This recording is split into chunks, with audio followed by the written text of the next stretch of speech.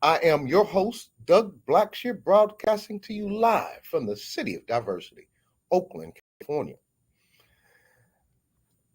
We are on location today across from the Oakland Coliseum with this iconic Oakland building sharing our background today.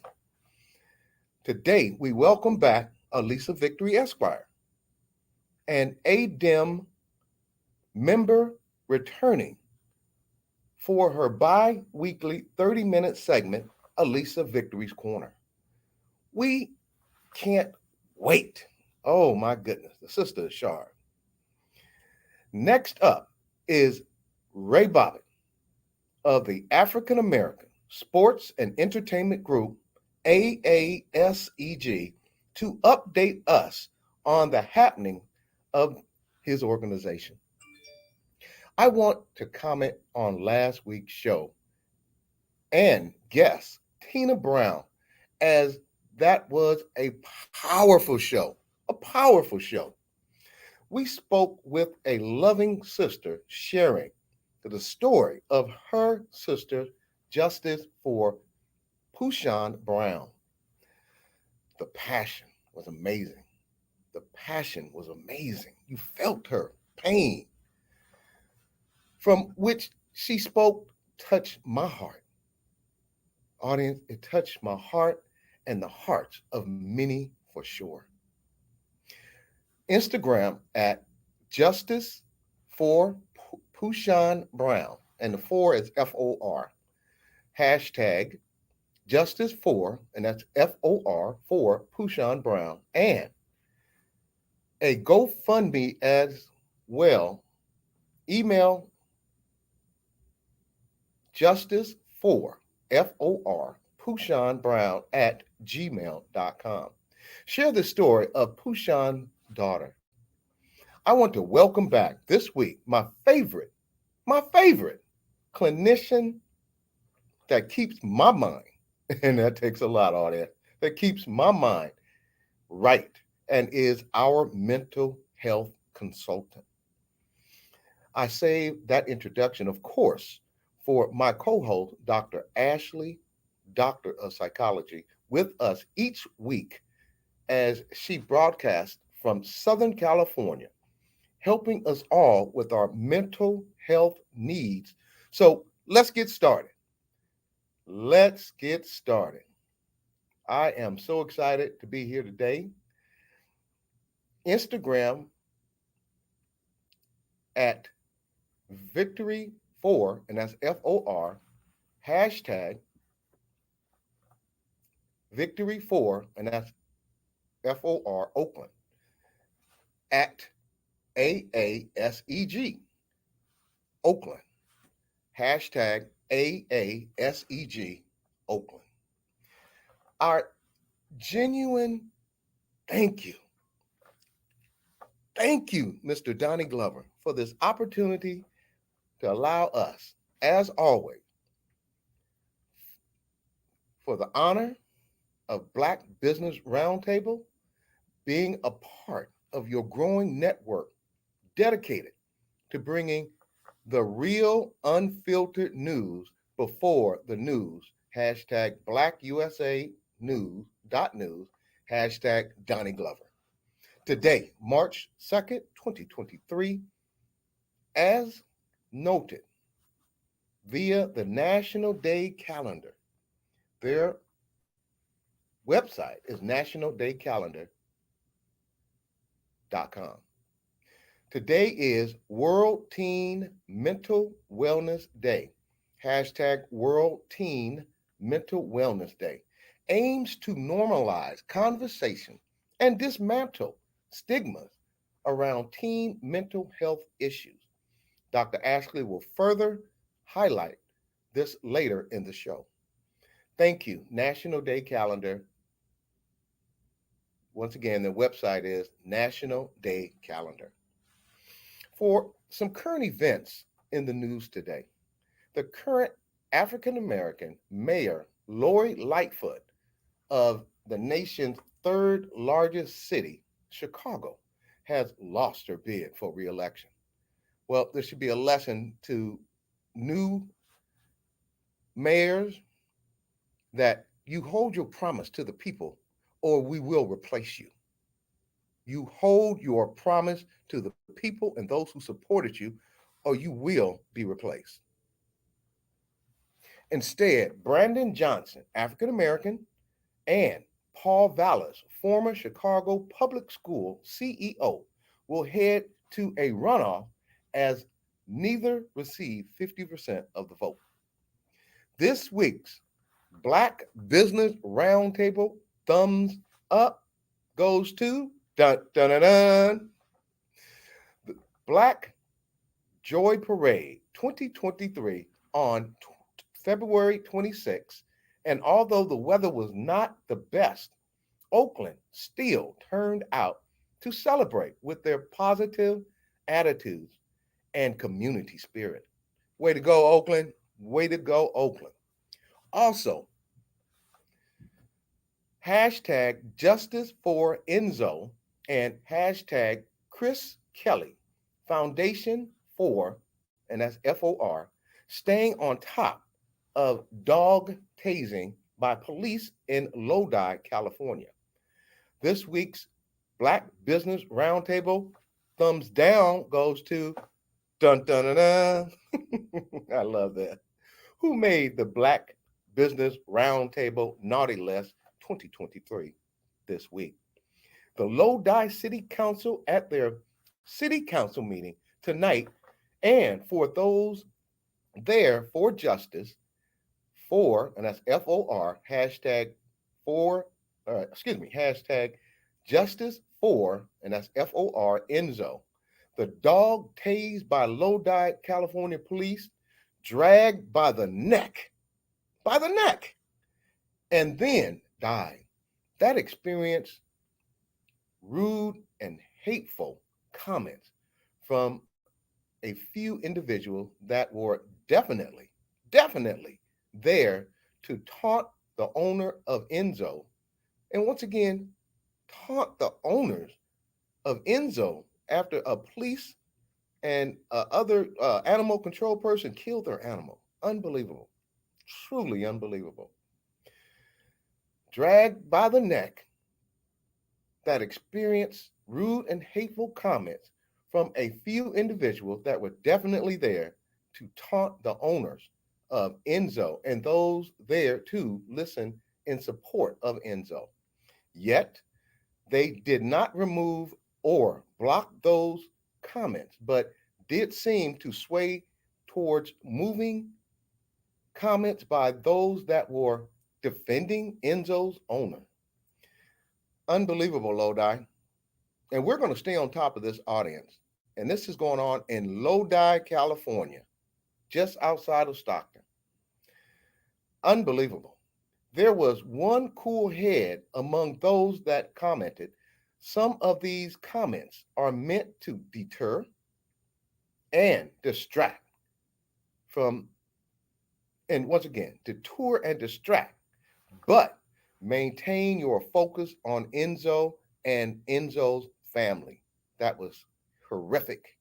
Horrific.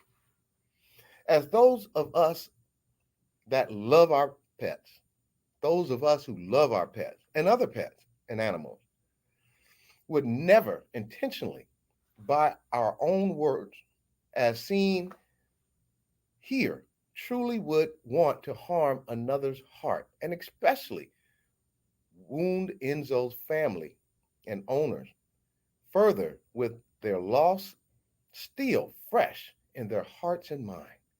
Unbelievable. What is going on in Lodi, California? Hashtag Lodi PD, hashtag Lodi, California, hashtag Lodi City Council, hashtag boycott. Yes, we are going to boycott Lodi, California, and that's hashtag boycott Lodi CA, including hashtag Lodi Wine, hashtag Lodi Wines, hashtag Lodi Wine Festival, April 2023. So Lodi, you better get your act together. because we're coming for you, and we're going to make sure that this family gets justice for the animal that was dragged in the street and then killed by Lodi police and animal control in Lodi, California. Don't receive the thumbs down in hashtag the town. Do better. You are welcome to come and talk with us about it and make it right. Make it right. Hashtag BBRT Naughty List. Hashtag BBRT Naughty List 2023. Today, show highlights. And I get excited when I see Allyssa because we know she's going to give us the real deal on politics in the city of Oakland, Alameda County, state of California, and nationally. Today, Allyssa Victory Esquire on Victory's Corner, she discusses local Black women in history and the Oakland Worker Tour that she took part in last week. Oh, I bet you she had an awesome time with those beautiful sisters who are out there campaigning and working to better our community. Mr. Ray Bobbitt, President, CEO of the African American Sports and Entertainment Group, will update us on the impact and change the AASEG, African American Sports and Entertainment Group project can have on Oakland.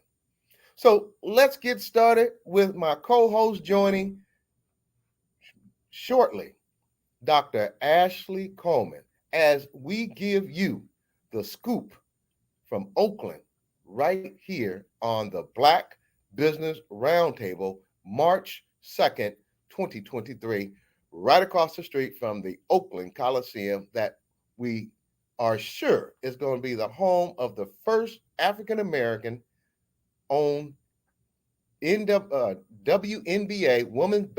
Women's National Basketball Association, and first Black-owned NFL. Congratulations, Ray Bobbitt. We can't wait to see you today.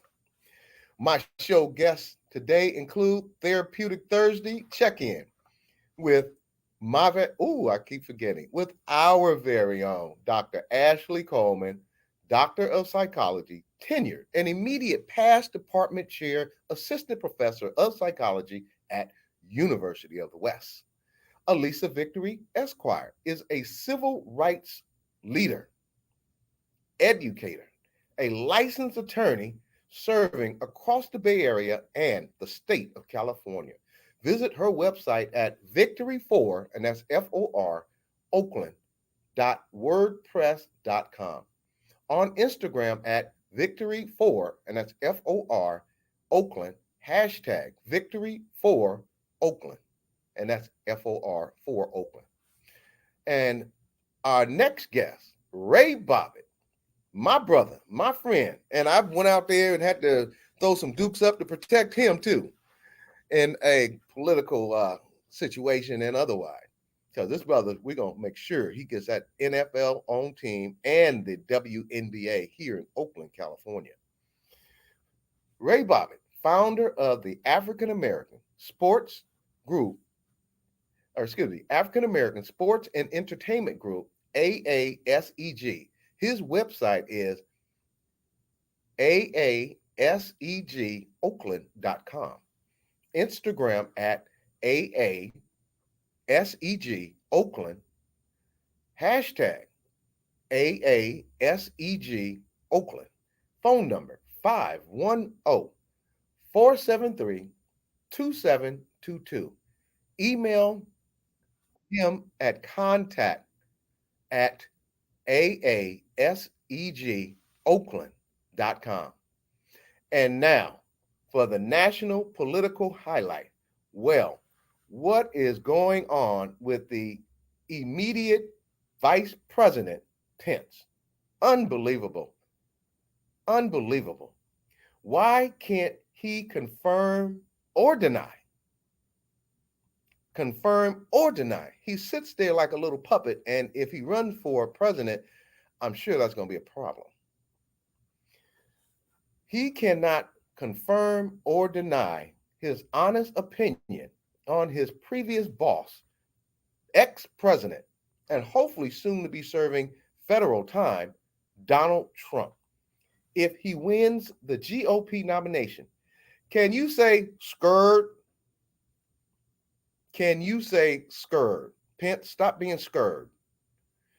Tell the truth, as it will set you free. Isn't that the phrase? And now for my mental therapy of the day, for the sister who keeps me grounded, for the woman, the Black woman who has helped the Black Business Roundtable maintain the #1 seat on BlackUSA.News with Mr. Donnie Glover, my sister, my friend, my colleague, and sometimes my mental therapist, Dr. Ashley Coleman. What's up, Doc? Hey, Doug. How you doing? Good to see you. Oh, girl, wait a minute, wait a minute. You notice something different? I like the background. Let me tell you something. A friend of mine has been telling me to step my game up, and now we are. We are going to make sure that we stay on top of our game and visually as well. Sounds So, good. Love the tie too, by the way. oh, wait a minute. This tie is from a Black owned company called Nate for Men, and Mm, she will be a guest on next week. nice. She has a woman's clothing store. Let me think of the name of it. Okay. I will get back to you on the name, but Nate's for Men has outstanding apparel, and it is African American owned and operated by a Black woman. Mhm. Also, it's right down in the city civic center bill Oh. area. So, audience, make sure you go down there and tell her how fly my tie was. I like that print. Okay, for our check-in, our weekly check-in with our very own Dr. Ashley Coleman, Doctor of Psychology. Dr. Ashley, please take us away. Thank you, Doug. Greetings, audience. Welcome to Therapeutic Thursdays. Before I dive into what we're going to talk about, I first want to bring the news of the day, courtesy of the Equal Justice Initiative. So, on this day, March 2nd, 1948, white residents waged terror campaign to intimidate Black voters in Georgia. Again, stop me if you've heard this before. As per usual, you can access this daily calendar of historical events by visiting the website calendar.eji.org. Um, and so when you visit the webpage, there's a newspaper clipping of a sign that says, "No Negroes cast vote at Wrightsville, Georgia polling station." So again, on this day, March 2nd, 1948, on the eve of a primary election in Wrightsville, Johnson County, Georgia, at least 300 white men and women belonging to the Ku Klux Klan held a parade in the town center. The gathering featured speeches inciting racial hatred and violence, and participants burned crosses on the lawn of the county courthouse. And the event was organized to threaten and intimidate the county's 400 registered Black voters into not voting in the primary the following day. And the terror tactics worked. Fearing for their safety and knowing that they had no expectation of protection from law enforcement, not a single Black citizen of Wrightsville cast a vote in the primary. White voters and politicians in the US, and particularly in the South, have actively sought to suppress Black voter turnout and political representation since the establishment of Black voting rights. Following emancipation, many states instituted laws and requirements such as poll tax, felony disenfranchisement policies, and literary tests to infringe on Black Americans' right to participate in the political process. And in addition to these legislative methods, white residents, emboldened by the support of corrupt law enforcement, used violent threats, intimidation, and racial terror lynching to terrorize and sometimes kill Black voters. And again, unchecked racialized violence and disenfranchisement of Black voters kept America's racial hierarchy intact for generations after the abolition of American chattel slavery. And I'll just add this too: in 1940, 77% of Black Americans still lived in the South, where they made up 24% of the population, but only 3.5% of registered voters. And this is why I know later on we're going to have Victory's Corner. It's so important, the efforts that friend of the show, Allyssa Victory, and others have been doing, not just to campaign, but to go door to door to inform Oakland and Bay Area residents of their rights to vote, and actually to get them signed up to vote, to inform that even if they have a felony that they can vote. And so it's just, again, a long-standing effort to try to get equal representation. Dr. Ashley, no one tells a story like you do. Keep up the great work, my sister. It is so good to share this platform with you as we not only inform Oakland, California, Alameda County, state of California, but nationally here.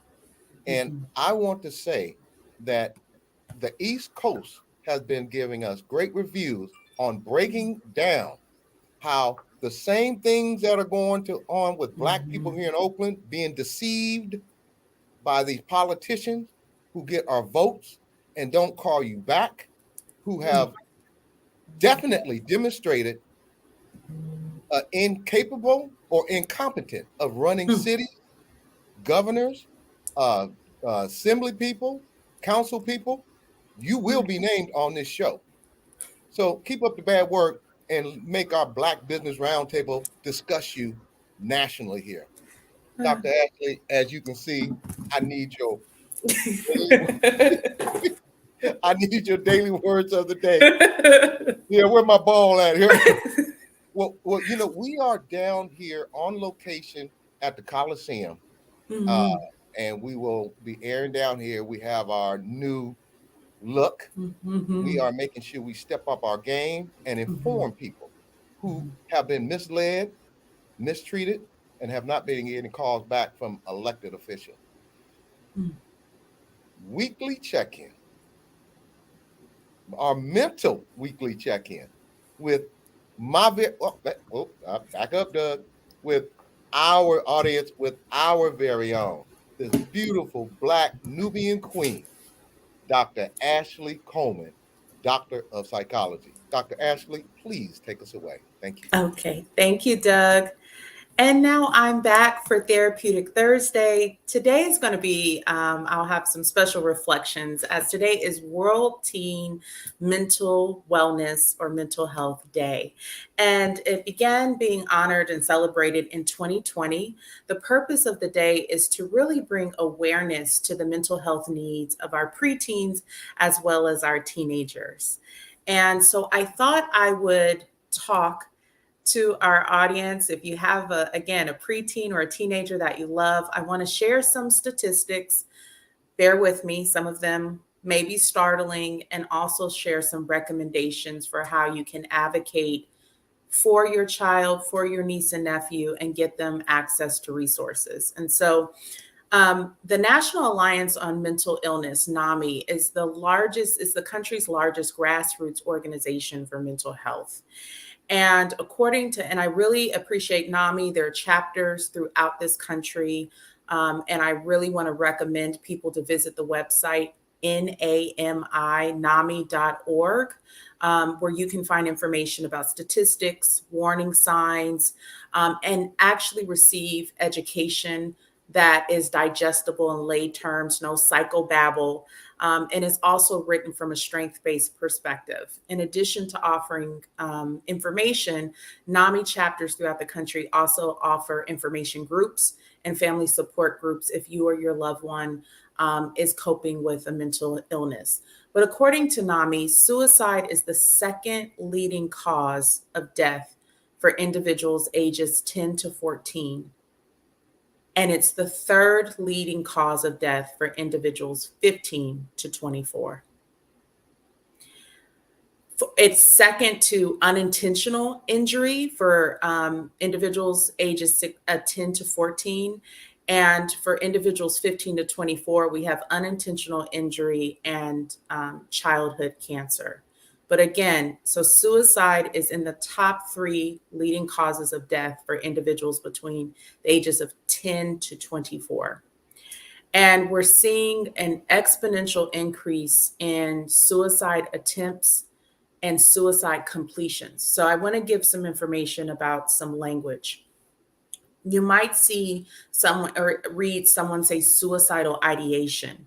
That means someone is having thoughts of wanting to intentionally end their life.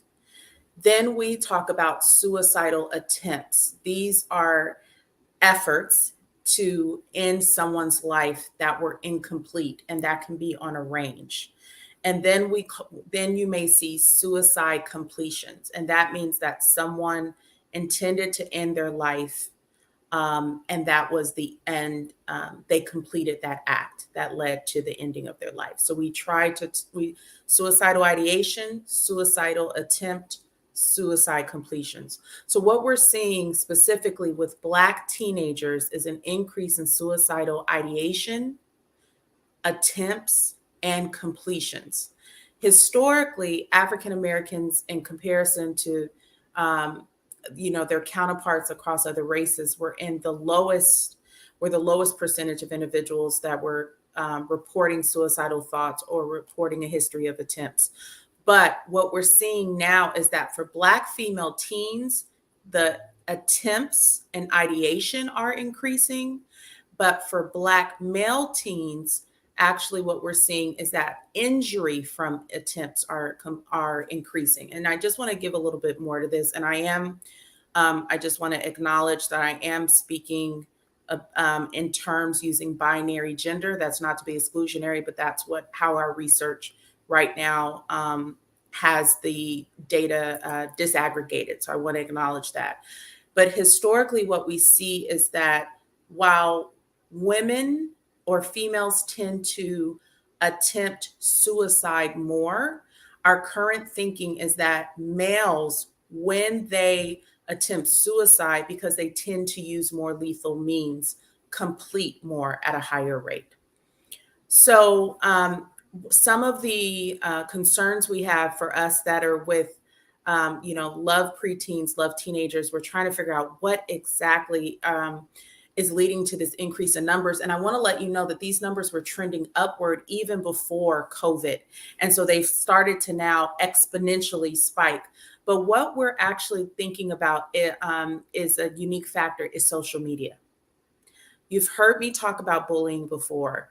With social media, instead of 3 o'clock high for some of our seasoned, audience members, that after school between the hours of 3 to 6 p.m., there have been a lot of programs developed, and that was the risk time period for most kids that, again, parents were working. So keeping children busy was thought to believe to be preventative, and in many cases it was. And then children had breaks from Friday to Monday where they could get some reprieve from classmates that they didn't get along with or potential bullyings. Social media is 24/7, 365, and things are shared broadly. Unfortunately, there was just a young woman that completed suicide after she was jumped at her school, and that footage was widely circulated. So we're starting now with the compounds of COVID, social isolation, in addition to the impact of social media, not just in bullying, but also in projecting things about beauty and wealth. And we know that everything that someone posts is not true. What we do know about individuals up to the age of 24 is that their frontal lobe is not fully defined. And so what that means is that when our frontal lobe is not fully defined, we're unable to understand the permanence of our decision making. So we call that object permanence. So a lot of youth take risks because they don't understand how permanent something is. And we still believe that suicide attempts are a permanent solution to a temporary problem. So I want to share again some questions that you can use and some things to consider. So we've talked about the warning signs, mood changes, sleep changes, appetite changes, no longer wanting to do hobbies or sports that they're into, no longer caring about pets or clothing or grooming, not wanting to spend time with friends, not wanting to go to school. These are important signs, not talking about the future, not talking about wanting to go to college, not talking about wanting to grow up. These are things that are warning signs, particularly for adolescents. In addition to that, adolescents have not only heard a lot about death, possibly seen it streamed when we talk about racial violence, but also community violence, losing people close to them. It's now very common for someone to have lost a classmate, to know someone that's been killed by gun violence. And so we're looking at, with increased risk for trauma and PTSD, there's usually an increased vulnerability to suicidal ideation. So let me jump into some of the recommendations. Number one is start the conversation. Largely in the Black and Brown communities, we believe that if we talk to our children about their thoughts, potentially of being down or depressed, that we may suggest it. That's not the case. We want to ask open-ended questions. Open-ended questions allow for someone to elaborate versus a closed-ended question that is just a yes or no or okay or fine. So instead of saying, did you have a good day at school today? Yes, no, fine. Asking questions such as, what was the best part of your day? What did you not like about your day? Who did you eat lunch with? Who do you get along with or not get along with at school? And I know Doug and I have talked a lot about the importance of presence in school, but we're also just cultivating conversations so that your child knows that they can come to you with anything. So parents, if you start the conversation, you have to be prepared for the responses. If you shame your child, they're going to shut down and they're not going to want to talk to you. Now, that doesn't mean that there aren't going to be consequences when they tell you the truth, but you want to think about listening and allowing your child to really tell you how they're feeling so that you can support them. If you shame your child, while you may be teaching them to be obedient to you, that is not helping them develop adequate problem solving skills. Also, check your child's social media account. They have one. If they don't have one, their best friend has one, or their cousin has one, or they may be tagged in pictures, and they can explain it better to you the same way a toddler can work a smartphone better than a millennial or older. What Even if you have a rule about social media, what children, again, don't understand, or teenagers, is the permanence of social media. And we know this because we have adults that still struggle with this as we're all adapting to having a digital imprint. So again, asking conversations about how your child is feeling and not shaming them if they're vulnerable and tell you that they're sad, how you model emotions. If you judge yourself for feeling weak, they may judge themselves for feeling that way. So again, have conversations. If you see any changes in behavior, ask questions and let them know that you can get them help. As usual, there are many mental health clinicians that work specifically with children and adolescents. If you're interested in that, you can visit the website therapyforblackgirls.com or therapyforblackmen.org.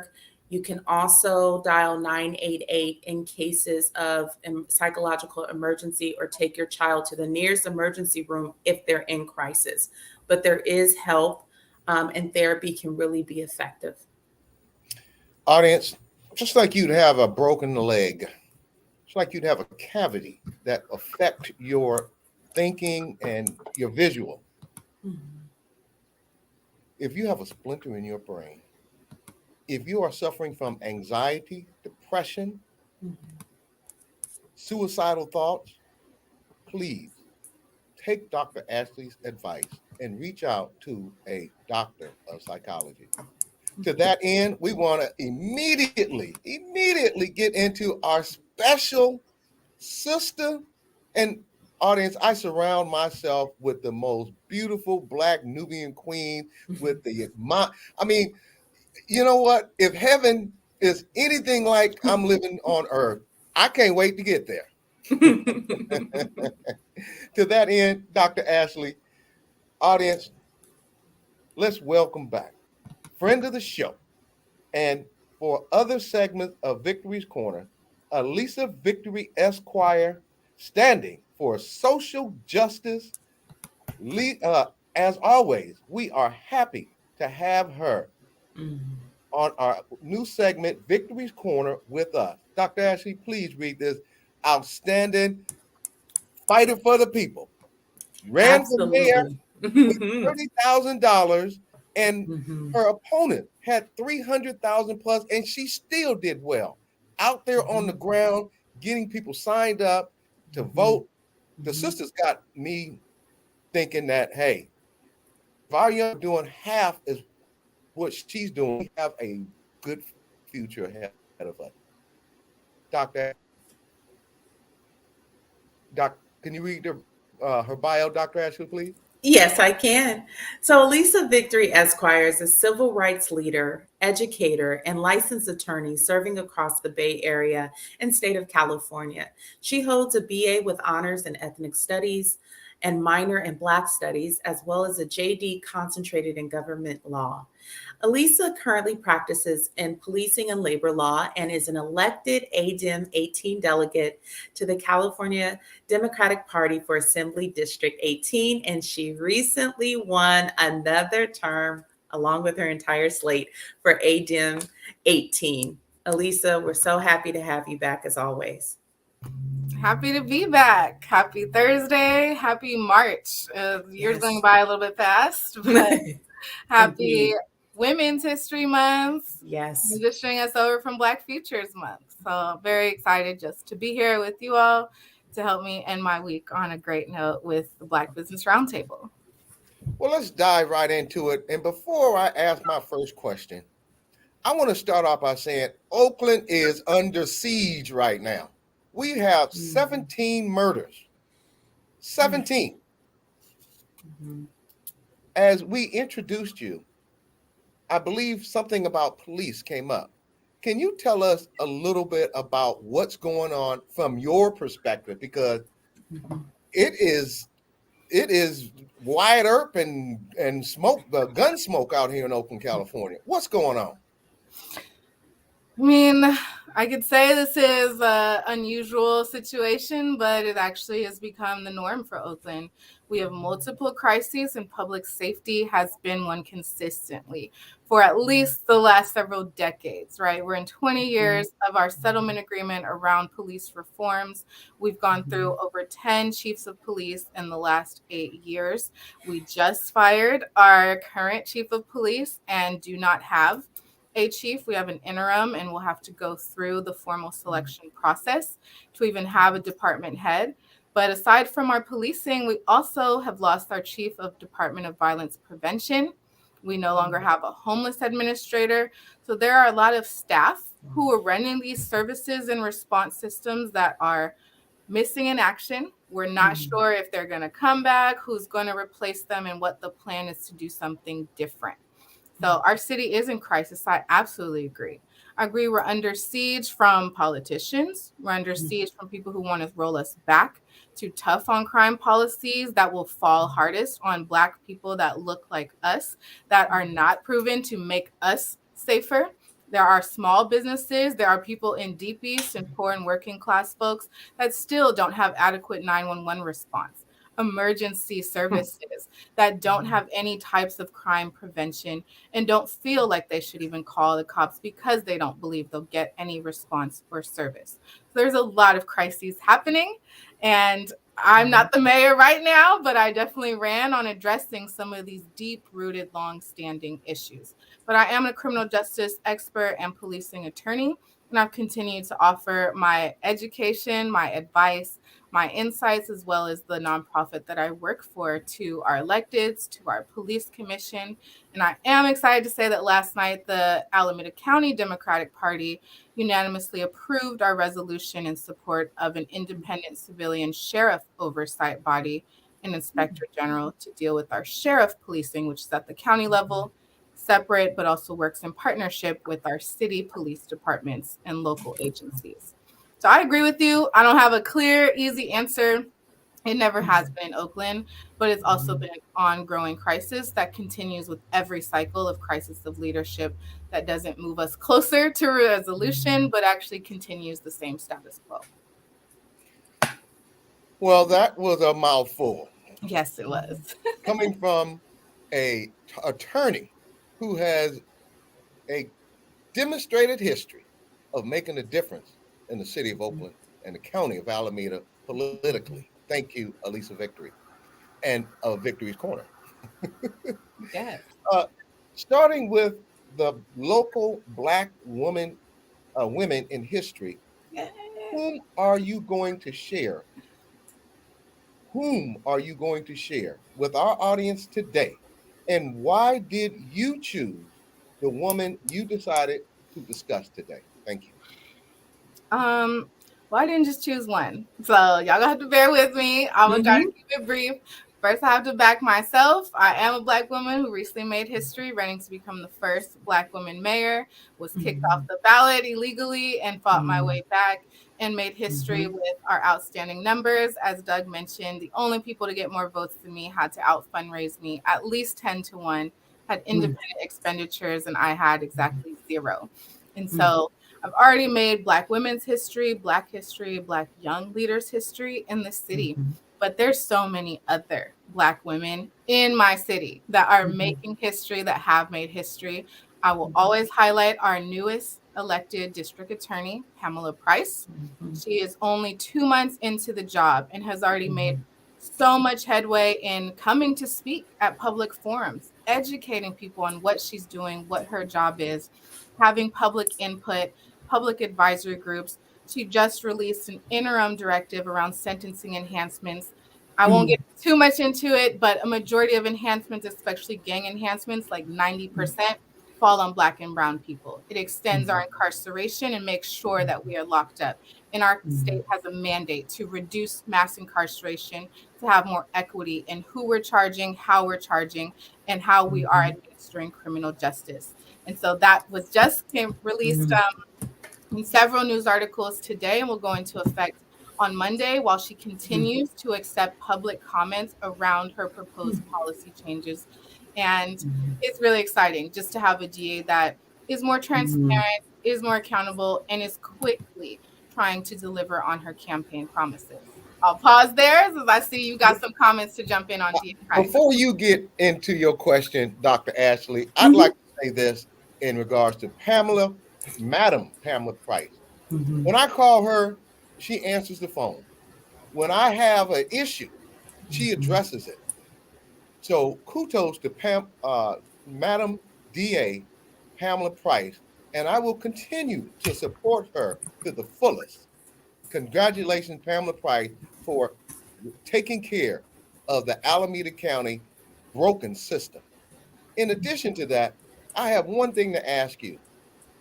Are you ready?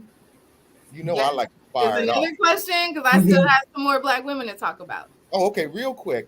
Did you make it to the Oscar Grant Foundation and Gala event? I did not personally, but I attend their annual, on January 1st, their memorial at Fruitvale BART Station that now has Oscar Grant Way, the street right there where all of our buses and drop-offs are. I did not make it personally, but it is an important event. The foundation does so much healing work, so much violence prevention work, so much criminal justice work, especially for families who've been victimized by police violence and brutality. I don't know if you had a follow-up, but no, go ahead, Allyssa. Jump back in. Has been proximate with so many families. Again, she made history becoming the first Black woman district attorney ever elected in Alameda County. There are only 3 Black women DAs in the whole state of California, 58 counties. Only 3 of them are headed by Black women. So that is a history-making moment, and she'll continue to make history as she delivers on her promises. I also just want to highlight 2 other Black women with strong connections to Oakland. One is Barbara Lee. I hope y'all know her. Hope you've heard of her because she's been our congresswoman for the last 20 plus years in the city of Oakland. She's had experience in the assembly. She's had experience with local government. She's had experience with policy. She's even organized as a Black student union leader here at Mills College in the city of Oakland. And she is now running for United States Senate. She chose the great city of Oakland and our Laney Community College campus to launch her campaign announcement this past Saturday. I'm excited for the race. We'll be watching. We'll be encouraging people to register to vote and educating them on what's at stake. The primary is next March 2024. One other Black woman that I have to mention is Latifah Simon.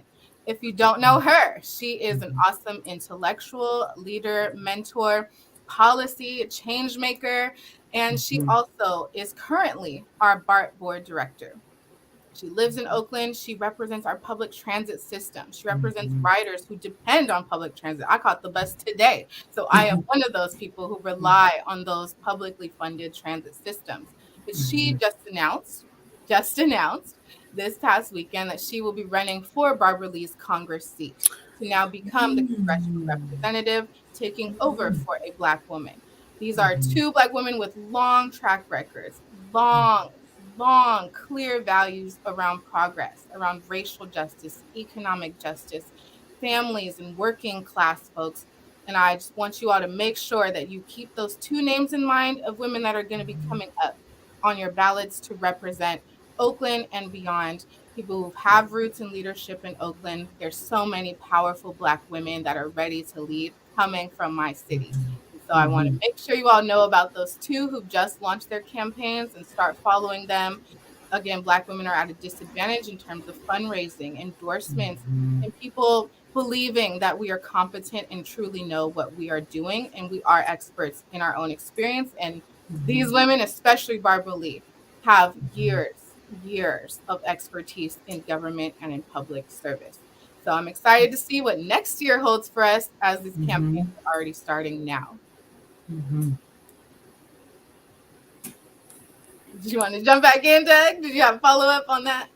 No, it's time for me, Doug. I think you're on mute, but I know it's time for me to answer a question. But I definitely am excited too. It sounds like go time, and you really highlighted some titans there.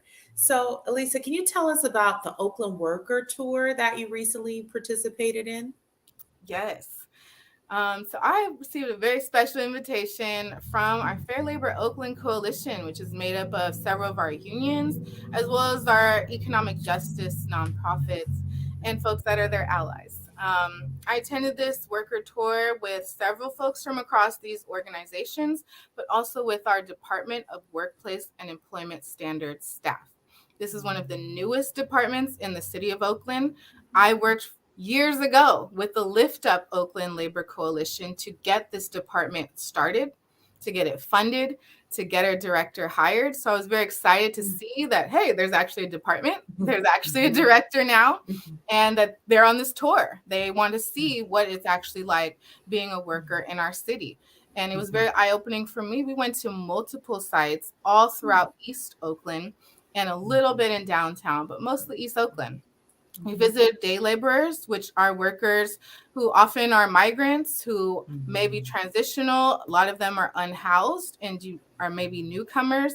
Many of them are unlicensed but have professional skills, can do things like construction, can help you transport items. You know, there's people who will hire you to haul items or to take things to the trash. And so just looking at different types of work, different types of labor, but also the conditions that they're in, right? Day laborers are notorious for standing on the street, standing outside of stores in no matter weather. Most of them don't eat, again, lack housing and basic support services, and are waiting all day for work. These are people working. Work looks different for all of us, and it's important to respect the different types of labor that is happening in our city because it all is needed and essential and is happening, whether the government understands it and protects it or not. And so this Department of Workplace and Employment Standards is tasked with enforcing all of our local workers' rights laws, minimum wage, unionizing rights, rights to be free from sexual violence or harassment in the workplace. We have specific laws that are passed just for the city of Oakland that are different from the rights we may have under state or federal labor laws. So having our own local agency to enforce those is so important to make sure that we're actually enforcing workers' rights. And I believe I've said it before, but the most widespread theft at any time in our state is wage theft, right? That connects to our public safety, our housing, right? Economic justice and people's ability to work and provide for themselves is key to a lot of other issues that we see in our city. So there's worker tour. We again visited people who work on the streets, people who vend. We visited hotel workers by the Coliseum. So I'm so excited you're having Ray Bobbitt talk about the Coliseum proposals, because there are a lot of businesses in terms of hotels and smaller restaurants and industry that are by the airport right now, and a lot of them are still struggling. They're struggling to see their workers' rights implemented and enforced. They're struggling to have a voice and for people to be focused on them, since they're a bit removed and far from City Hall and where most of our electeds are. We also visited nonprofits that run workers' rights measures that help fund these agencies that do workers' rights trainings. We visited Centro Legal de la Raza, which is in Fruitvale. They help do a lot of wage claims to help people calculate, here's what the minimum wage is, here's what you're owed, let's help you get through this process.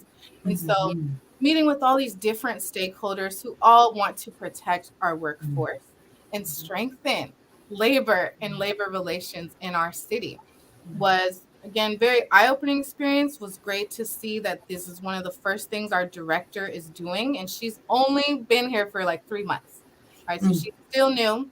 She only has like 2 staff who work under her, and she was very clear that we need to staff this department.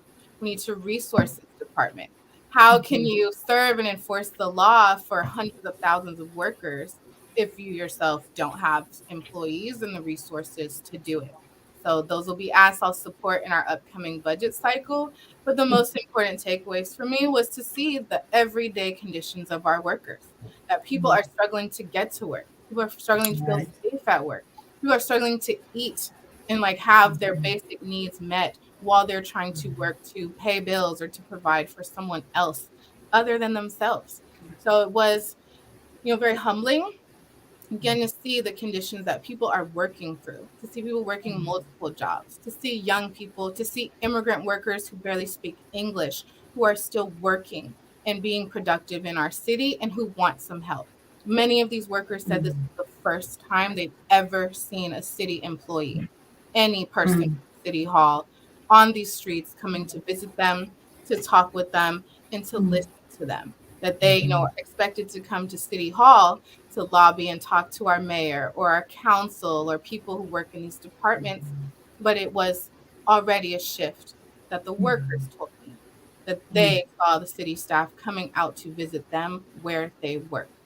So it was a great tour. I hope that the tour is replicated and run on a regular basis. I would like to see other electeds, especially our mayor, attend this tour and have to see and travel these streets, go to work the way that our workers do, right? It's very different than working at City Hall, or even like me, I work as an attorney in San Francisco. And again, being able to be proximate, showing up, listening to people is half the work to really understand what is happening, where the problems lie, and how our electeds and people responsible can do better. But it was excellent. I encourage you all to follow Fair Labor Oakland. And again, be on the lookout for some workers' rights initiatives and for some asks for us to increase our resources, our funding and staffing to our workers' rights department in our city to serve the entire city, right? Everybody is a worker, employer, going to. We need to know what our rights are because the law is constantly changing, and having a department that is fully ready to do that is going to be so important to us moving forward. Well, it sounds like you are ready to be a mayor. I already was, right? It sounds like you have a plan and you folded it out outstanding here today. I was not able to make the Black Joy Parade because I was working, but were you able to attend this year? And tell us a little about that, because I heard it was great. Absolutely. The Black Joy Parade is in its 6th year. And I think Oakland is the perfect place to host something like this. It's exactly what it sounds like. It's a parade for Black people being joyful and happy. It's a festival for Black people, Black business, Black artists to showcase their joy and to bring that to others. It's a free festival that happens in the middle of our downtown. It's intergenerational. You'll see babies, you'll see our youth who are out there dancing and performing. You'll also see our elders, right? They had George Clinton and Parliament Funkadelic, right? So we had older generations that were excited, and some of us newer people were like, "Who's that?" I said, "Y'all better put some respect on the artists." Right? And so it was an all-day event that started around 12 with the parade that went into a festival. Since the festival is right in downtown, any businesses that are walkable, that are right next door, that are even close to transit, will have special events, will have their own artists. So I did attend for pretty much the whole day. Um, I watched the different performers. There were vendors out. We had our Black Cultural Zone, which is based in East Oakland, that comes and does satellite Black Cultural Zone activities, including their roller skate rink. So roller skating was in downtown for that 7-hour period. They had Little Joy, which was like a small segment for our babies, just play areas, fun and games, right? Raffles, rides for them. So it's a way that we showcase Oakland's Blackness, Oakland's Black history, our Black presence, and our Black future. And I think having it not be around necessarily issues or like some of our hardships, but just around joy. Just something so simple, but it is so radical. It's so revolutionary. It is so unexpected, right? In a city where so many Black people are suffering, where Black people, again, are at the highest levels of folks who are being unhoused, who are unemployed, who are incarcerated, right? Who are pushed out of city contracts and opportunity here to have a festival where we're taking over downtown, where many Black people can't even afford to live, and to say, this is our space to celebrate, to be joyful, to be happy, to celebrate who we are, where we've come from, and to invite other people to celebrate us with them is so important. It's so radical. So it is open for everyone, not just Black people, but it is centering Black joy and the Black experience and Black Oakland. I also have to mention that I started my day off at the Oakland Museum. So I missed most of the parade because I was at the Oakland Museum because they were having a really special panel.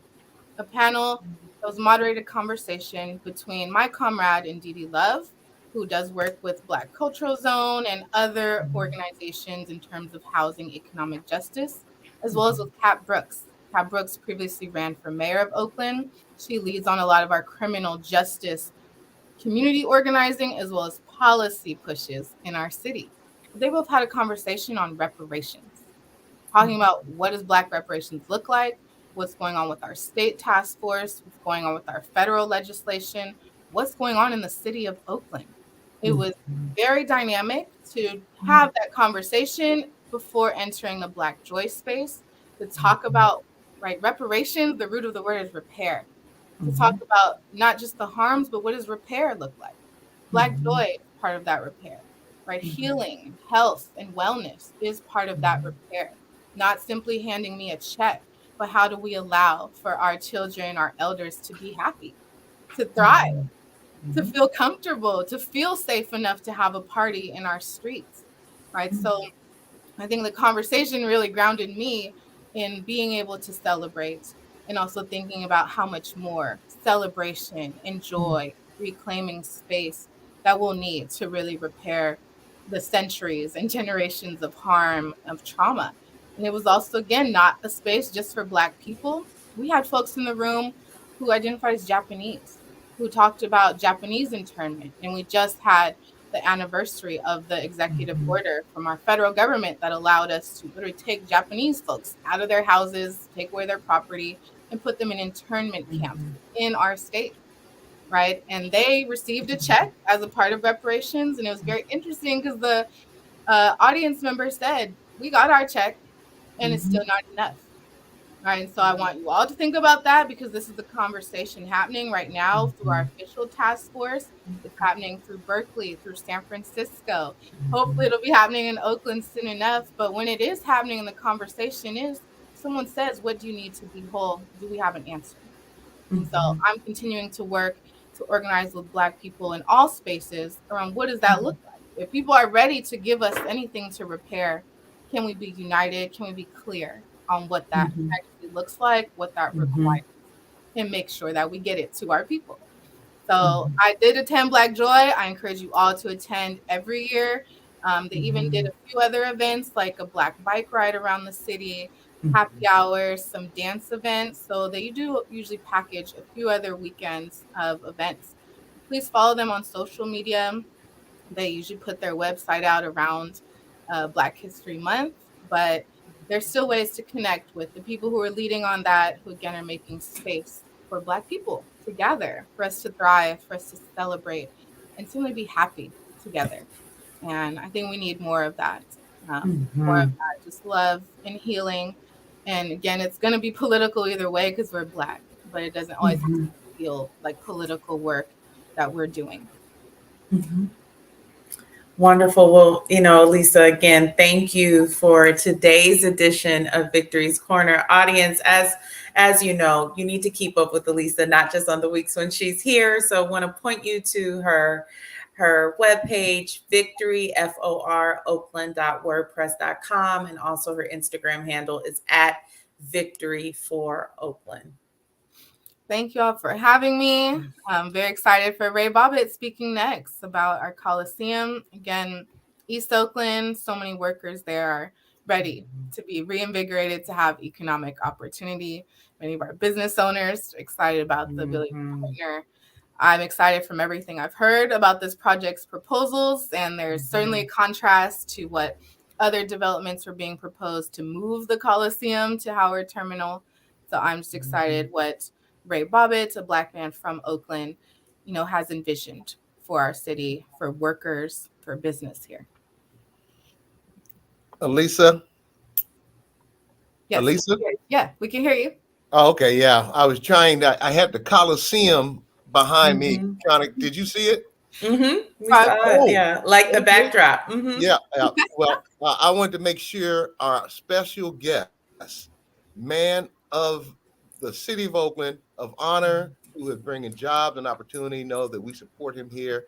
In regards to you, Allyssa Victory, we support you. Continue to do the great work in this great city, in this county, and in this state. And I have been told by people across this country, your explanation and educating our audience on how well versed you are and ready to take the reins when elected. Thank you for your perspective. We'll see you in a couple of weeks. Thank you all. Have a great 2 weeks. See you soon for the next Victory Corner. And happy Women's History Month. Thank you. Okay. I'm sorry. I was just going to honor. Yeah, I'm honoring Doni Glover for this wonderful platform. And again, as always, we have Victory's Corner, and what a wonderful opportunity we get to highlight, again, Black leaders in our local and national communities. So thank you, Mr. Doni Glover of BlackUSA.News. Audience, be tuned into our sister programming. So we have the Doni Glover Show with Doni Glover on Mondays. There's also Chapin Friends on Mondays, Party Marty Let's Talk on Tuesdays, Black USA Crypto News with Kamal Hubbard on Fridays. And he knows all about blockchain and cryptocurrencies. On Saturdays, the Blackout Live from New York with Tajmir. And Sundays, 60 Minutes in Black USA with Michael Haney, as well as the Beverly Francis Show on Sundays. And we said it last week, but if you didn't get a chance to, go ahead and tune into Michael Haney's show episode from 2 weeks ago, as Doug and I had the privilege of serving on the panel. To join our BBRT advertising family or to be a possible guest on the show, you can reach us via our email address, bbrt2021@hotmail.com. In your email, please include your company name, address, website, and contact information for vetting consideration. Doug? Well, I am so excited. I tried to put the Coliseum behind me because I want this man to know that we are rah, Ray Bobbitt and the African-American sports and entertainment crew. We want our audience across this city, this county, this state, this country, and in the world, Craig, in the world, know that we have been the home of Black Panthers, Huey Newton, Angela Davis, now Ray Bobbitt.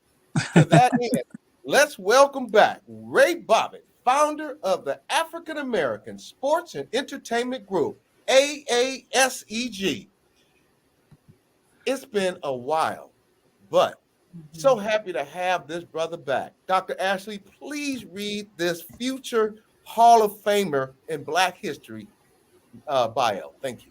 It's my pleasure. And Ray, again, I echo Doug. Welcome back. We're having a hard time holding back our smiles because we've been following you closely in the news. So Ray Bobbitt serves as the president and sole shareholder of the Nasirfa Corporation, a facility management and urban consulting company founded 22 years ago in Oakland, California.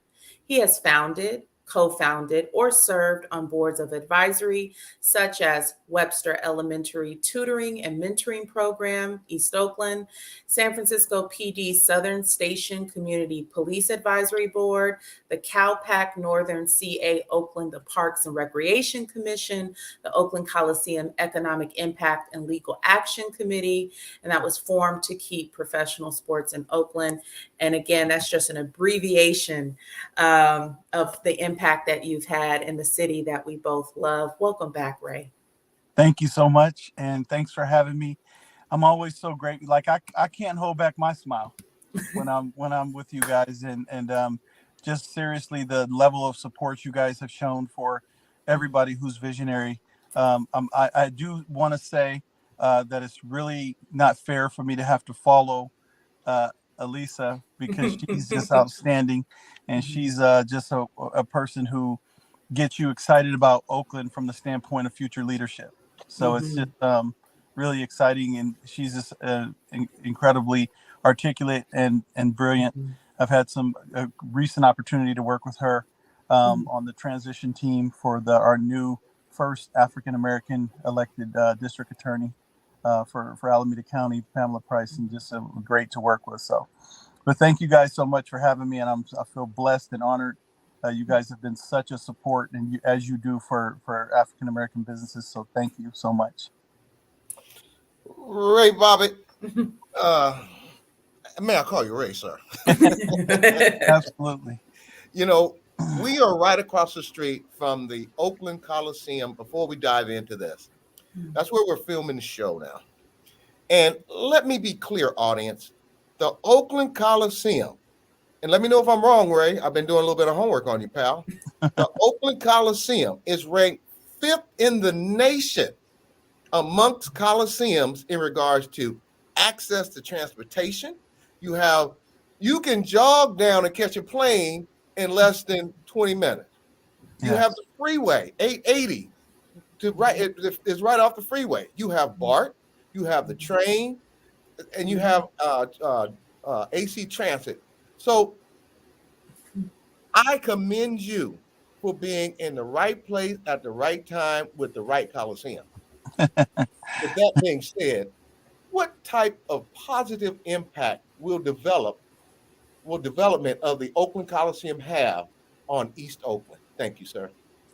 Well, thank you again, and I always want to thank our team, all of our co-founders, and just the entire team that works so hard to make up the African American Sports and Entertainment Group. So, just always want to thank everybody. But we believe that, and don't quote me on my statistics, but in District 6 and 7, I think that there's about 8,000 people that commute outside of the district to go to work.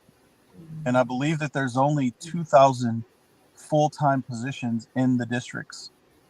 So if you can imagine that. And so that means that if the Coliseum site can generate, if you use development metrics of 16 million square feet of development footprint, you can take from that the prospect of creating 20 to 30,000 jobs. Now, I think it's safe to say that in most tables and in most corners, and people believe that one of the most effective crime prevention tools on earth is a job, is employment. And so this project could potentially create a job for almost all of the adults that live in these most impacted districts in the city. And so when we're talking about, doing something transformative and generational, we're talking about revitalizing East Oakland versus gentrifying it and displacing it. And so that's going to be difficult to do. And we're going to have to fight some fights. We're going to have to make sure that that the people that we put into the training pipeline from our community through our reentry space, just all the people in our community who've been so affected and fractured by so much that has gone on in our community, can be prepared when these jobs do, start to come to fruition. And if we can do that, we seriously have an opportunity to change things in a way that is just profound. And it's so much different than, the different strategies. There's so many out there, but employment and training employment and education opportunities for people in areas that are highly impacted. Because if you ask 95% of the people who are out in our community doing things that, are counterproductive to our community, I would say 95% of them would say that if they had an opportunity to have a job to take care of their families, they would take it all day. Well, as you see, I am trying to make sure our audience get a view of the Coliseum as it is now, once again, ranked 5th in the nation. So, Dr. Ashley, please. Ray, as all of us being natives of Oakland, California, it is hard to find a Black man or woman that as children didn't either grow up playing Babe Ruth or played in the OAL or even in Catholic schools. So we have definitely developed and have some of the greatest professional athletes come from Oakland as well. But again, this is a national show, and some people may not be really familiar with the relationships of sports to Oakland. Can you share with our audience how sports can be used as an economic vehicle to revitalize the community? Absolutely. And I always just say that the first and foremost, Oakland is known for sports throughout the world because of our iconic sports franchises that were, obviously the Oakland Raiders being born here and being one of the most iconic sports franchises. The Golden State Warriors with all the success that they had in Oakland. And of course, the A's with all the success that they've had are all very iconic sports franchises. But what gets lost sometimes is the fact that all these incredible athletes come from Oakland. And you could argue that Oakland is a place where the top of all the major sports come from. You could argue certainly that Bill Russell was the greatest basketball player of all time. I think 90% of the people would agree with that, except Michael Jordan fans, but we say Bill Russell. And, McClymonds High School. You could argue that Ricky Henderson was the best baseball player that ever played the game. Of course, from Oakland Tech.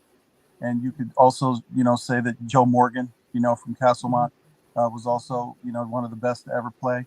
Marshawn Lynch in football. I mean, it just goes on and on. And if you just had the list of Hall of Famers, from Gary Payton to Jason Kidd to just all these incredible Hall of Famers, recent Hall of Famers with, future Hall of Famers, Dame Lillard. I mean, the list of the people who come out of Oakland to go on and be great athletes is amazing. But one of the reasons why we are so successful in that space is because for so long, we all had parks and recreation. And anybody who grows up in Oakland knows that you can go to your local park, whether it be a Royal Park or Brookfield Park or, Bushrod or wherever you're at. And you know that if you go to that park, you're going to get two things. You're going to get a lot of sports for free, and you're going to get free lunch. You're going to get fed, you're going to get a nutritious lunch, and you're going to be able to go and play sports until you got to go home until the lights come on.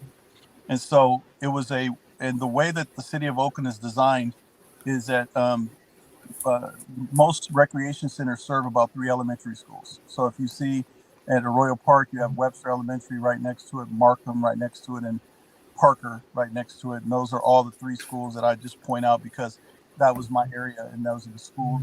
That was the rec center I went to, and I went to Webster. So we just walked right through the gate, and it was sort of like a built-in after-school program.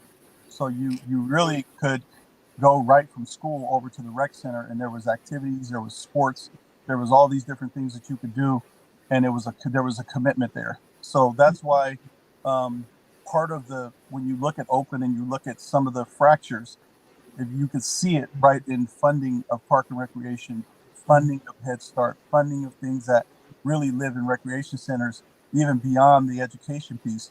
But now it's gone so far that you're closing schools like Parker, that is a feeder into a Royal Park Recreation Center. So you have the kids there are having to leave, so they're not even able to walk and be in a safe space. So we got to get that back, and we got to do that. But sports is something that we've always been able to depend on in Oakland for crime prevention, for mentoring. Or the coaches and the community have always played a big role. And then, of course, entertainment. If you don't even want to get into that, because we have some of the best entertainers in the world that have ever come in the world that have come from Oakland. I mean, the list is so long. I mean, we just lost the Pointer Sisters from Oakland. God bless them. But I mean, literally, I could go on and on and on about the entertainment. So sports and entertainment is a vehicle for us, has always been. But when it comes to the professional space, as you are aware, situations like the NFL or the NBA, where you have the NFL, where you have 75% African Americans in a league that has 0 owners. You have 75% players in a league that has almost no African American executives. You have 75% African American players in a league that has an embarrassing amount of head coaches, and they regularly get skipped over.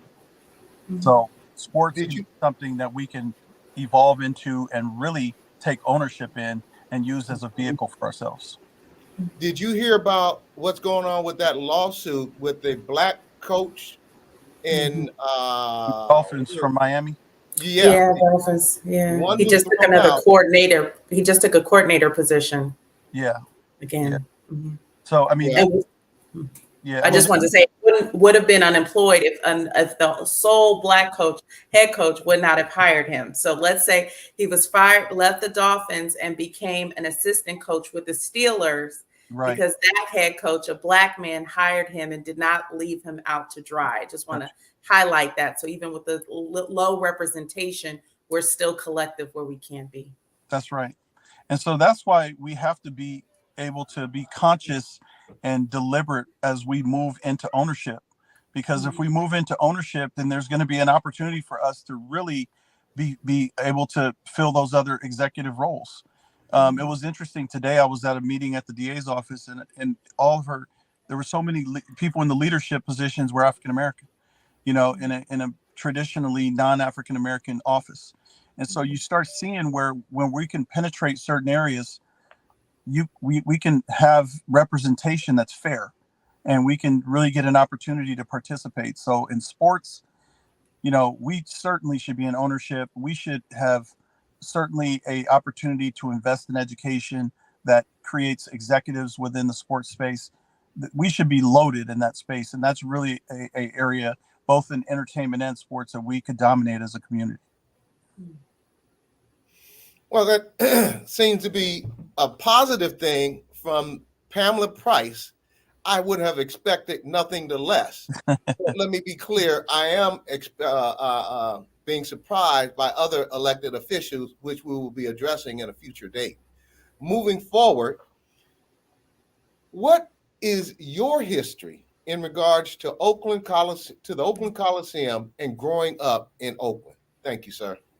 Well, as you know, one of the things that I did is I got involved with the Coliseum this time, trying to keep sports in Oakland, and being an advocate of keeping the Raiders and the Warriors and the Raiders in Oakland. But in the back of my mind, I always felt like, well, if the Raiders leave, that's going to be our opportunity to have our own team. And so just because I was always kind of thinking from that perspective, and I think that mindset came from just growing up at the Coliseum, right next to the Coliseum. My grandmother was at 77th and Rudsdale. So we could literally hear all the announcements of the loudspeakers from the Coliseum. We could watch the fireworks, the blimp. We got on our roof and watched. And so that was just a natural place for us. But we also, my sister and brother both work concessions at the Coliseum. And I, as the entrepreneur of the family, sold things around the Coliseum. So I was the kid out there trying to sell you an umbrella on a rainy day or a cold bottle of water on a hot day. And, I was trying to rent you my friends, maybe that lived like on 69th or 70th, their driveway for the year. You could park there and we would make sure your car was safe. And so, I'm saying all that to say is I always had an economic relationship with the site, and the people that live in that direct community. When I met a lot of the fans, they were like, "We've never seen you at games. We've never seen you tailgating." And I was like, "Well, growing up, I never really could afford to go to a Raider game, but I watched it on TV, but I would listen to it from my roof, and I was always just working. The game was not really an opportunity for me to watch and root on the team, although I love the teams. This was like a chance for me to make some money, and a chance for me for all of our community to benefit. So this was a natural evolution for me growing up in that direct neighborhood and, on 80th between Plymouth and Holly, and then on 77th and 78th in Rosedale with my grandparents. So it was just natural, and so we all went there. We all made money there. We all worked there. And so this now full circle with me as an adult, having this incredible opportunity, being selected by the city council unanimously to purchase and develop that site for the city's interest is a pretty amazing thing. And it really gives us an opportunity to really be unapologetically supportive of the African-American business structure. And we're going to do that, from Black contractors to just anything that we can do to support ourselves, because people often say quietly now, why don't Black people do this, or why don't they do? Well, we are doing it, and oftentimes you don't talk about or hear about the fact that, while we are impacted in our communities, we also are the fastest growing middle class in America. So we're moving in a direction of positivity. And I know that the negativity is what people like to show, but there's a lot of things going on. And this project is something that we can all be very grateful for and proud of, just from a visionary perspective. And we're going to move it into fruition. And one of the reasons why it's moving into fruition is to have people like you that support it and have supported it from the beginning. And Doug has had to put his dukes up a couple of times in some meetings where I was getting attacked. And because there's some people out there that are going to attack what we're trying to do. And, that's natural. But when you have people like Doug and other people who are from this community, they're going to be able to keep you protected. And so thank you. And well, I'm an Avenue boy too. I'm from 90th Avenue. So we Avenue boy. One thing we know how to throw them things. Oh, yeah. Is it on you or me, Dr.? It's on me. Ray, one of the things that really impressed me the first time you came to the show is hearing your process, meeting with community stakeholders to hear their input and what their needs are. So many times when people have plans, they take an elitist standpoint and don't consider the impact of the community. And so again, your love for Oakland shines. Can you share with our audience, and maybe a little bit newer to your plan, how you think the project can impact change in regards to some of the challenges now kind of around with the Coliseum and the surrounding areas? Yeah, I mean, I do think that it was really important for us, and we did meet with 50 community organizations literally before we even submitted a proposal to the city. And we were in competition with 4 other groups to get the site. And I think the difference is that we did really go to the community and get their input and get their support. And so once we got the community support, that really transferred into political currency. It really was something that it was almost impossible to say no, because the people were speaking, and I think we're moving into a era now where the people are speaking more, and the people's voice, if you don't listen to it, you can end up suffering the consequences for not listening to the people. And so the people are starting to kind of, get a different position, and people are coming together more. Just like, Alyssa was just talking about the Joy Parade. Like, people are really ready to come together in a positive way. People are kind of like sick and tired of being sick and tired of dealing with, people, trying to hurt each other and that type of thing. That's just becoming outdated. So when you look at the circumstances in that direct area, it's really because it's so underserved. It's so highly impacted. And so if people don't have anything and they don't have anything to really look forward to or have any hope, then it's really going to be difficult for them to give you 100% of everything that they might have in the way of inspiration. So I think that this project and us going to the community and hearing from them and hearing what they think and how they feel and what they need was powerful. Like, for example, we have the kids from Castlemont High School coming next Wednesday to the Coliseum, and they've been working since last year on a design project where they want to design what they would like to see, the Coliseum look like.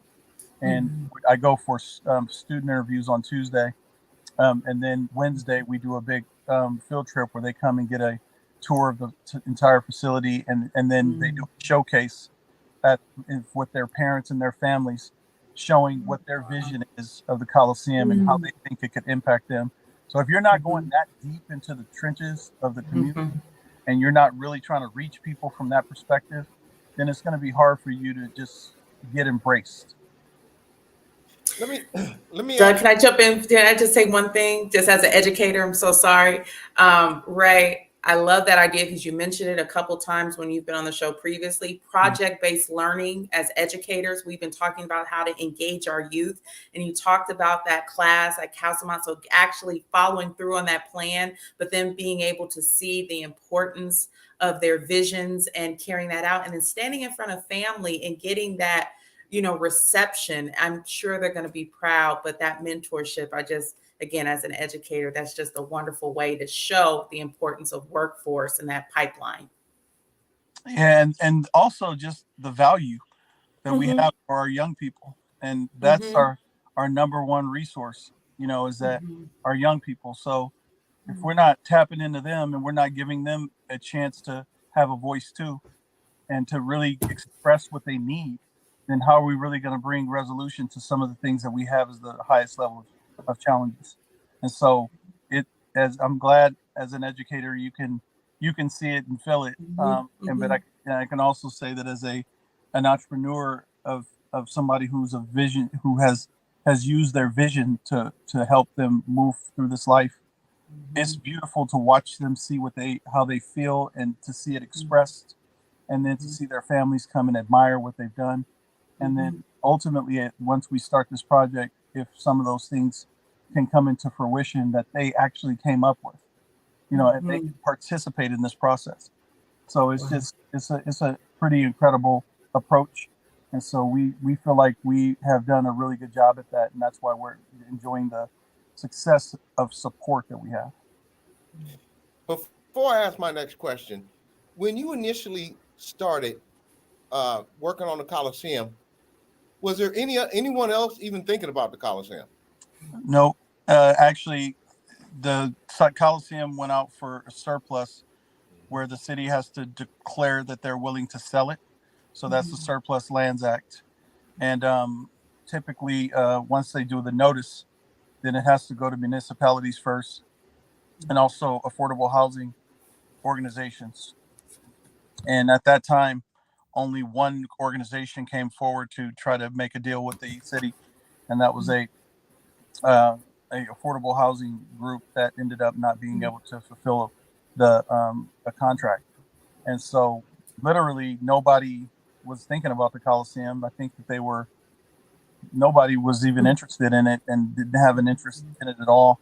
The A's had passed on buying the city side, and so they had pursued the county side. But once they went into contract and once we knew that the Surplus Lands Act had expired, that's when we made our move, because everything that some people might not like about the Coliseum and the surrounding area, we love about the Coliseum and surrounding area. You know what I mean? So we were like, oh man, this is such an incredible opportunity. But until you start kind of painting the beautiful opportunity that it can be, and you paint, you know, just close your eyes and envision the Coliseum and 20 different development footprints, you know, pads with hotels, you know, and you know, cultural centers, and you know, entertainment, and you know, education, and you know, affordable housing, market rate housing, you know, sports complexes. I mean, life sciences, just all these different things. Much like when you go to San Francisco and you look at Mission Bay on the, you know, foot of Third. I mean, it's very similar, and so it's a whole new community now. It has UCSF medical, it has housing, it has sports, it has kind of everything that we're talking about. And the Coliseum, if you think about it, it's 112 acres. If you add the adjacent parcels, it's 155 acres, whereas Howard Terminal is only 55 acres, period. So we're talking about a concept and a development that is 3 times bigger and will be the largest development in the city's history. And so this, when you start looking at it and closing your eyes and envision it like the kids from Castle Mountain, like us, now you see why everybody wants a piece of it. Now all of a sudden everybody wants to bid for it. Everybody wants to see us trip up.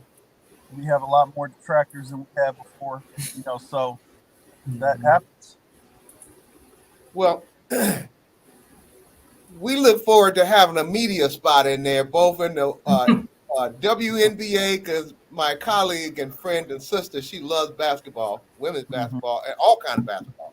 Well, I, you know, work with athletes, so that's where I love it personally, but also professionally. Yeah, you can't. We're putting our bid in early, Ray. Also, what is it? My turn or your turn? I mean, this is It's your turn. I know. This is such a great conversation here. What is the forecast and prospects of an NFL Black-owned football team here in Oakland, California? Thank you, sir. Well, let me just say that we are excited about that prospect. We feel like it can happen, and it should happen. We feel like the two questions that we got asked by the league was, you know, where are you going to play, and where's the money going to come from? And the where are you going to play question was more difficult than where's the money going to come from question. Because as you can see with professional sports teams, trying to build a stadium and trying to find the right place to build a stadium is very, very difficult to do, because that can only occur in certain areas. And I think one of the things that, you know, that Doug said earlier that's really important is that from a sports perspective and an entertainment perspective, the Coliseum is number one with respect to transportation infrastructure, with 4 different major transportation entities coming and intersecting in one point. That's almost unheard of, to have a airport connector, a BART railway, Amtrak, and you know, AC Transit and the 880 freeway all intersect at one point. It's unbelievable. It is probably the reason why that the arena is doing so much better than all the other arenas in the region, because it's just easy to get to, and people love watching events there, and people like being able to, they love the accessibility. So that's something that the league likes. And so the first question that they had to us got answered. So now we got the ability to have control of the site. So now the question now is, are they going to be open to making sure that there's a true opportunity for an African-American group to have a team? And as you know, through other discussions that we had presented them with 3 options. A was just the traditional option that they have of where one person has to own 30% of the team. And as we all know, that if the franchise fee for an expansion team is the value of the lowest team. And so if, as you know, Denver Broncos just sold for $5 billion. So I think that they say that the Buffalo Bills is worth $2 billion. The last time we had this conversation, I'm not sure how much it is now. But if that were the case, you're talking about $600 million from one person in cash. And so that means that, you have to have a billionaire who's even willing to put that much liquidity up for this type of thing. So what it does is it's just systemic in itself. It's just like almost eliminates, if you have 6 billionaires that are African American on the planet or in America, and only 2 may or may not want to have a team, but if the economics were, properly distributed, we'd have 85 billionaires. But we know that wealth is not distributed fairly. So, but we should have 85 billionaires. So if that can't happen, our second option, we're pursuing that, but the second option was a group economics option, saying that, well, maybe if we don't have a principal that can pay 600 million, maybe there's one that can pay 100 million, and we can bring a bunch of more African Americans together that can make a contribution, and you guys can change the rules and make an exception for us and maybe expand the number of limited owners, because there could be up to 21 now. So that's the second option. And then the last option we said was, there's already precedent in the NFL as the only sport out of the 4 major sports of football, basketball, baseball, and hockey, that there's one nonprofit, and that's the Green Bay Packers. And so we feel like Oakland should have that exception as a 47-year host city of the NFL. We know how to do it. We have an incredible fan base that's proven. There should be no reason why we shouldn't be looked at from the standpoint, if you really want African American ownership, and the African American community had an opportunity to buy into a team that was a nonprofit and to support it. And everybody could support it, but it could be, nonprofit, it could be, a hybrid where it could be African American led. I mean, we just basically laid those options out so there'd be no way to say no. So at the end of the day, we're going to now that we have the site, we're making a serious run at the process. And, we feel confident in that, as long as we can keep moving forward and taking these steps forward, that we will be successful. We just can't stop. And that's what we don't plan on doing.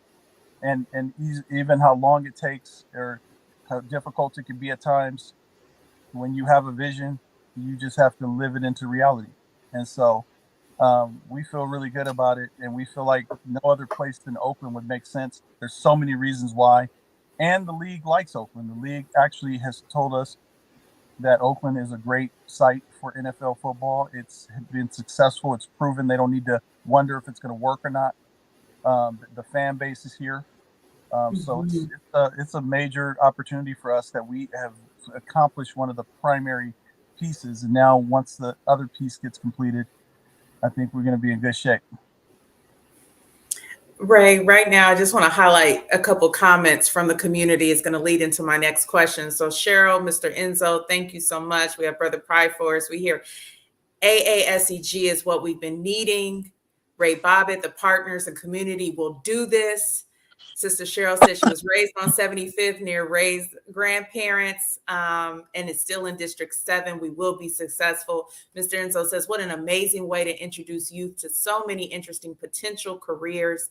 Teens need more great opportunities like this. So it's clear to our viewers and to us that this is a win-win. So Ray, what do you need from community members to move forward and to continue to support your efforts? And that's a great question, and thank you for asking it. We're going to need everybody in the community to really come together to make this happen, because when you think about it just on its face, like, why would this not just be an automatic? I mean, just think about that for a minute. Like, just think about like everything, the opportunity we have for a public-private partnership that the city has already, done its part. The NFL has talked about wanting to participate in economic equality for African Americans. I mean, like, just think about, like, if we could just pause for a minute and think about how this is not just being just like everybody is just like all over it. And if you just think about that for a minute, it just becomes very clear that the only way that we're going to get it done is we have to push it, because just systemically, it's not what people want to see. And so because if it was, it would already be that way. It doesn't make any sense for us to have that high percentage of African Americans playing in the league and have no owners, very few executives, and an embarrassing amount of coaches. I mean, it just, when you really think about it. And so I think that what's going to happen is we're going to have to come together as a community and really, really come together on some major levels. But I can say this, the African American community has been so supportive and so excited about this, that if once we package it in a vehicle where we can all mobilize together. We had a meeting with MLK III, Martin Luther King III came and visited us last week and had breakfast with us, and talked about this. We have so many people around the nation who are gravitating towards this and saying this is something that we should all get behind as a community. This is just, when you think about it, what we're going to really need is, once the vehicle is built, we're going to just need everybody from the community to come on board, and we're going to push, and we're going to call, and we're going to have to be advocates, because as much as Oakland is known for sports, iconic sports teams, athletes, entertainers, educators, what it's really known for around the world is social activism. So it's really known for that. And so if we are going to have to almost be like entrepreneur activists, that are community first developers, and we're going to have to bring into fruition build a vehicle for our community to get behind us in a way that, they haven't seen before. So that's going to be coming, and people like you and what you guys do here, once we get going and we put our proposal in to the league, it's just going to need to be all over the country and all over the world that this has to happen, because there's really no reason for it not to. I mean, if you just really think about it. Well, before I get into my next question, I love what you said in regards to economic inequality and equity and inclusion. And audience, I'm not racist or anything, but I'm just going to say white people have been earning money off of our backs for 400 years, and then ask, why do we have a problem? So when you are getting money from a group of people, having them work and not paying them for 400 years, you got a little head start. Anyway. Yeah, I mean, I think what I went back to on, the distribution of wealth in our country is something that we all realize is pretty seriously flawed, and I think that if there was an opportunity to really make good on some of the commitments that were made in 2020 by people, when it was popular to talk about African American economic equality, if that's real, we should find out soon, because there were a lot of people saying they were going to put money towards it, that they would have a change of heart, and so we're an action item, and so we took that seriously, and our process started as a result of that. And I mean, it was always a vision, but it really got kickstarted during that time. And so we have to the one good thing that we're experiencing that's really important is self-help and self-creation of economic opportunity within our own community. And so the truth is that this type of project can kickstart like a transformation and a transfer of generational wealth to all the people in the community. Like, the community can invest in this and have a part in it for their own families. And so that's where we need to be, because at this point, the reason why we're challenging the system this way is we're saying we don't need a handout from anybody.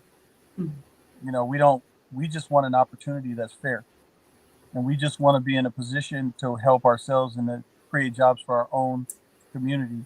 And we can resolve our own problems if we are really allowed a real opportunity for that to occur systemically. Like, seriously.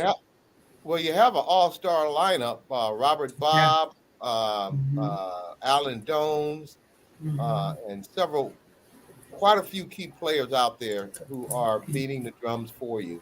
So let me be clear: Oakland, Alameda County, California, and to our national audience, we need to get behind AASEG, African American Sports and Entertainment Group, to show first that we can.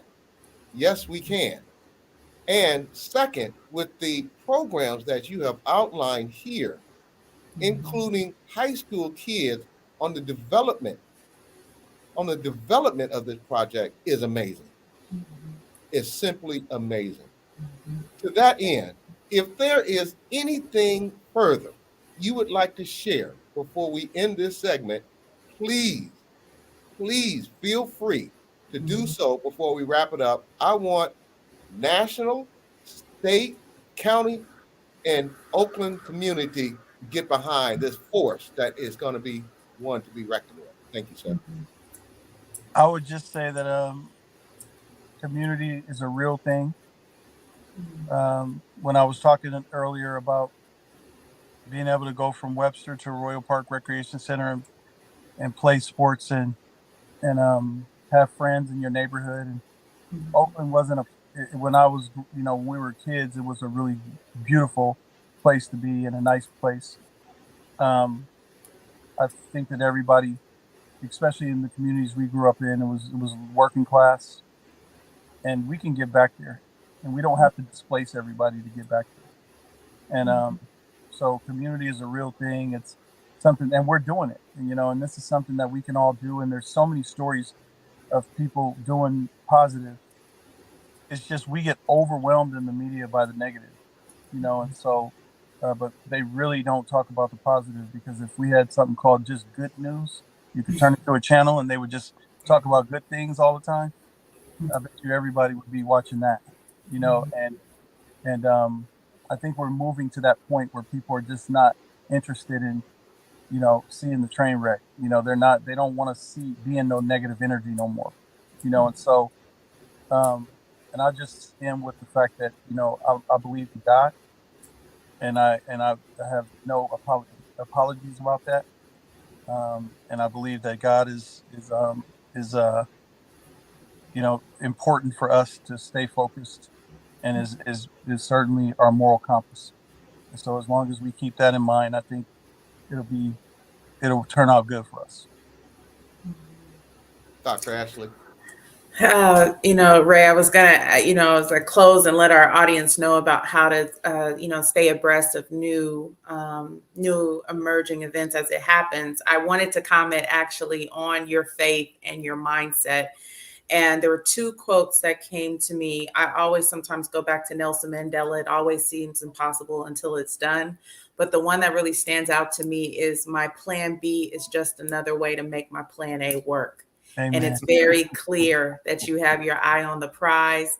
I get motivated. I have my stress ball, but it's in the shape of football. I have my stress ball. I'm ready to run through a wall for you. Just, again, you see the comments, as Doug mentioned, locally, nationally, so many people rooting for you and your team that is comprised of powerhouse leaders in their respective fields. So we're just so grateful that you came to update us. We're going to get our audience, again, we want you to follow at AASEG. Let me get the handle correct, at AASEG Oakland, to stay abreast of what's going on. But Ray, we're with you here at the Black Business Roundtable, and we're so excited for you. Thank you. And it's not just saying that. I'm telling the audience this. I was in some forums while we were going through this process, and the roundtable came to my defense, like serious. I'm not even joking around, where Doug literally was in, there's some multiple scenarios where Doug literally came and just went hard in the paint for us. So because it's ironic when you're trying to do something this good, you just wonder why somebody would be against it. but people are against it. Like people really, there's certain people that just don't want to see it happen, and they just, for whatever reason, So, but we've had this forum in our corner and live, like I'm talking about a real live situations where it was time to come and get our back and had our back without question. So thank you again for everything. I appreciate you both so much. And thank you for having us and having me. And I want to appreciate our whole team. There's a lot of us. And just want to appreciate everybody. Audience, you heard it here on the Black Business Roundtable from Ray Bobbitt, president of the African American Sports and Entertainment Group. We will continue to support you, defend you, and fight for you. Have a great day, my brother. Thank you for being on today. All right. God bless. Same to you, man. Thank you. Thank you. All right. Good fight. Audience, let's be clear here. The Black Business Roundtable is going into our second year coming up on May. We have evolved with your support, with your viewership, and we appreciate you. But I humbly ask that you follow the African American Sports and Entertainment Group. We appreciate we appreciate Mr. Enzo and Mr. Enzo from Lodi, California, where his dog was killed by the police and nothing has been done. We will not be supporting the businesses in Lodi until they get their act together. And last but not least, my brother, Kalima Twyforce, Emeryville, the Honorable Kalima Twyforce, Emeryville's newly elected council member. We thank you for coming on today. And Donnie Glover, we see you, brother. We see you. Dr. Ashley, can you bring us on into closing so we can get you out of here to your next client? Because once again, if you have a splinter in your brain, if you are having signs of suicide, depression, anxiety, just like you would seek a medical doctor for a broken leg, a dentist for a cavity, seek out a doctor of psychology. Dr. Ashley, please take us away. I will, but Doug, before I do, I just want to also acknowledge the privilege of witnessing you receive your flowers for the advocacy that you do behind the scenes from the goodness of your heart. And so I just really appreciate being your teammate, but you being acknowledged, support and community, not just in word, but in deed too. Again, audience, we have some wonderful people, friends of the shows, movers in the community that you need to keep up with. So I'm going to highlight some, again, accounts for you. So as always, we're starting with first at AASEG Oakland, at Barack Denzel, at Urban Cowgirl Ranch _. There's at Nile Swim Club. Don't forget our friends in Pennsylvania. At Kamal R. Hubbard, at Labjay Wines, at Shane FOR Oakland. See what our mayor's doing. At Arc Republic, at Justice for Pushan Brown. Still thinking about a sister's interview from last week. And at 100K Trees. Mr. Donnie Glover, your platform is invaluable. Thank you for BlackUSA.News. We appreciate your continued support and mentorship in this space. Audience, again, we have some shows for you to check out on the network. There's Chapin Friends on Monday, Titillating Tuesdays with Stacey Dennis on Tuesdays, Party Marty Let's Talk as well on Tuesdays, Black USA Crypto News with Kamal Hubbard on Fridays. And on Saturdays, there's the Blackout Live from New York. And Sundays, 60 Minutes and Black USA with Michael Haney. I'm going to continue on with the shows. And then there's several shows hosted by Mr. Donnie Glover himself. So there's BlackUSA.News Morning Show, The Donnie Glover Show, People Over Politics, there's Political Cipher, Data Mall Sis, Community Connections, Resources and Gardening, The Robert Report, Shared Space, Frontline News, Troy Rawlings Show, and The Beverly Smith Show. And as always, stay tuned as programming is added regularly. And again, if you want to be in the know and reach our audience, then join our BBRT advertising family, or to be possible guests on the show, email us at bbrt2021@hotmail.com. In your email, please include details about your company, its website, and contact information for vetting consideration. We are again entering. We are here in March. I can't believe we're here, but we're keeping tabs on. There are several cases that are near and dear to our heart, and so first, there's the hashtag Stand with Carlton of Raleigh, NC 2022. Okay. If you would like to send Carlton messages of, encouragement or support, please email us and we will be happy to forward those messages on to him. As well, the next trial date for Driving While Black, Michael Thrash, Taylor County TX, is now March 27th, 2023. So we want to keep using that hashtag, Driving While Black, Michael Thrash, Taylor County TX. The original show, our original episode that discussed this horrific story is on October 14th, 2021. So if you're not familiar, please go back and watch that episode. Doug?